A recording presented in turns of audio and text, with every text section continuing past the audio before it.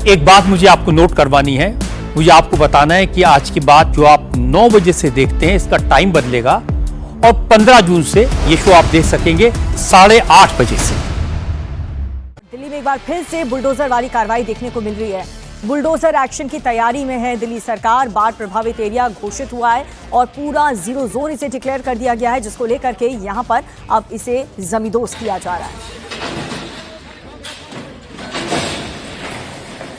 तो तस्वीरें आपको बुलडोजर एक्शन की दिखा रहे हैं। दरअसल दिल्ली में जो बाढ़ग्रस्त इलाका था उसे बाढ़ग्रस्त एरिया घोषित कर दिया गया है और जिस एरिया को बाढ़ग्रस्त घोषित किया गया है वो 22 किलोमीटर तक फैला हुआ है। वहां पर लोग घर बनाकर रह रहे थे, लेकिन अब वहां पर ध्वस्तीकरण की कार्रवाई की गई है, क्योंकि बताया जा रहा है कि बारिश के दिनों में जब भी पानी भरता था तो यहां पर बाढ़ जैसी स्थिति निर्मित हो जाती थी और अब उसी से बचने के लिए जो अवैध कंस्ट्रक्शंस यहां पर हुए थे, लगभग 22 किलोमीटर में ये पूरा एरिया फैला हुआ था, इसे अब बाढ़ग्रस्त इलाका घोषित करके बुलडोजर एक्शन लिया जा रहा है।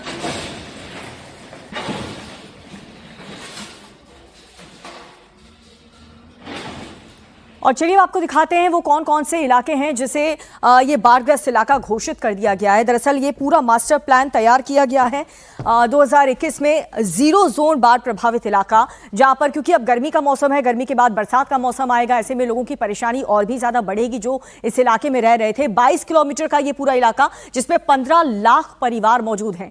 डीडीए के रिकॉर्ड के मुताबिक यमुना प्लान के भीतर यहां पर तकरीबन 94 से ज्यादा अवैध कॉलोनीज मौजूद हैं। इनमें मदनपुर है, खादर है, जैतपुर है, मीठापुर और साथ ही सोनिया विहार के कुछ हिस्से भी हैं। खजूरी खास है, करावल नगर समेत यमुना किनारे के कई अन्य इलाके इसमें शामिल बताए जा रहे हैं।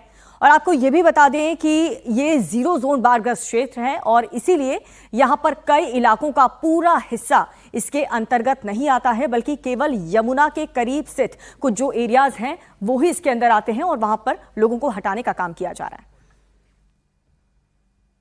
ये डेमोलिशन की जो कार्रवाई है ये टोटली इलीगल और आर्बिट्रेरी एक्शन है अथॉरिटीज का, एमसीडी का। एमसीडी के जो एई हैं वो कोर्ट में अपीयर होकर बोल के आए हैं कि एमसीडी का इस लैंड से कोई कंसर्न नहीं है और उनकी प्रेजेंस में कोर्ट ने स्टे दिया, रेस्टेनमेंट ऑर्डर कर रखा डेमोलिशन के अगेंस्ट ओवर द लैंड खसरा नंबर 141/14, 15 एंड 16। दीज आर 3 खसरा नंबर्स और पूरी प्रॉपर्टी पे स्टे कर रखा है कोर्ट ने, डेमोलिशन के अगेंस्ट स्टे किया हुआ है। इनकी प्रेजेंस में इन्होंने रिपोर्ट फाइल कर रखी है वहां पे एमसीडी ने। उसके बावजूद ये टारगेटेड डेमोलिशन जो है ये पॉलिटिकल वेंडेटा है, पॉलिटिकल रिवेंज में किया गया है ये काम सारा। हमारे सहयोगी भास्कर मिश्रा जुड़ चुके हैं। भास्कर, कहां पर ये कार्रवाई की जा रही है, कौन कौन सी कॉलोनियां इसके अंतर्गत आती हैं और क्या ये इलीगल कंस्ट्रक्शन से, क्योंकि वहां के लोग ये आरोप लगा रहे हैं कि ये जो डिमोलिशन की कार्रवाई हो रही है ये पॉलिटिकल एजेंडे के तहत की जा रही है।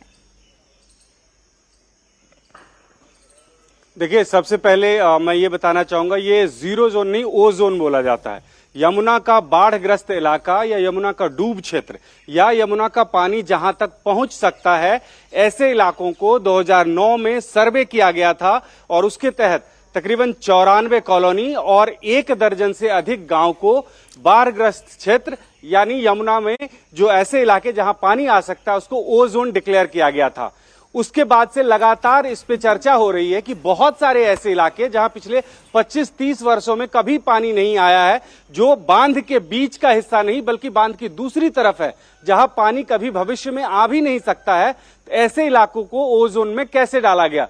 और इस बात को लेके सुप्रीम कोर्ट से लेके एलजी से लेके सरकार से लेके हर तरफ ये बात कही गई है कि उस इलाके में डायरेक्ट कोई कार्रवाई अब नहीं होगी।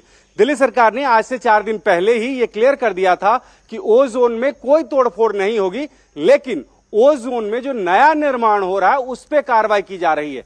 जैसे किसी एक घर में अगर आप देखें, एक मकान में ग्राउंड फ्लोर बना हुआ है और उसके ऊपर में अगर अब फर्स्ट फ्लोर बनाने की कोशिश की जा रही है तो ऐसे घरों को तोड़ा जा रहा है, या कोई खाली प्लॉट है वहां पे नया मकान बनाने की कोशिश है तो ऐसे बिल्डिंग को तोड़ा जा रहा है। हमने देखा ये जगतपुर एक्सटेंशन में, जगतपुर में कई इलाकों में खुद हमने कवर किया है, हमारे कैमरे पे ये कैद है, जहां अधिकारी से लेकर सबको ये कह रहे कि नया निर्माण की अनुमति नहीं है, लेकिन लाखों परिवार जो पहले से रह रहे हैं उस पे कोई कार्रवाई नहीं होगी।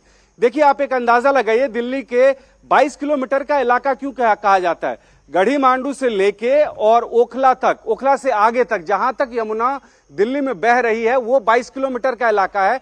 और 22 किलोमीटर यमुना के दोनों तरफ का जो इलाका है उसमें जितने भी गांव, चाहे उस्मानपुर हो, गढ़ी मंडू हो, जगतपुर एक्सटेंशन हो, जगतपुर हो, या आगे चले जाइए मीठापुर हो, बदरपुर हो, ये तमाम ऐसे इलाके हैं जो ओ जोन में इनको डिक्लेयर किया गया है और यहाँ पे लाखों लोग रहते हैं।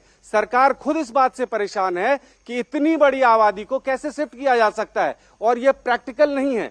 अगर बाढ़ के खतरे को देखते हुए ओ जोन डिक्लेयर किया गया था तो ऐसे इलाके हैं जहां पिछले 25-30 वर्षों से जाहिर सी बात है भास्कर, यहाँ पर 94 परिवार यहाँ पर रह रहे हैं, कई लाखों की संख्या में लोग रह रहे हैं। ऐसे में सरकार को उनकी वैकल्पिक व्यवस्था करना एक बहुत बड़ा चैलेंज होगा। बहुत बहुत शुक्रिया भास्कर आपका इस जानकारी के लिए।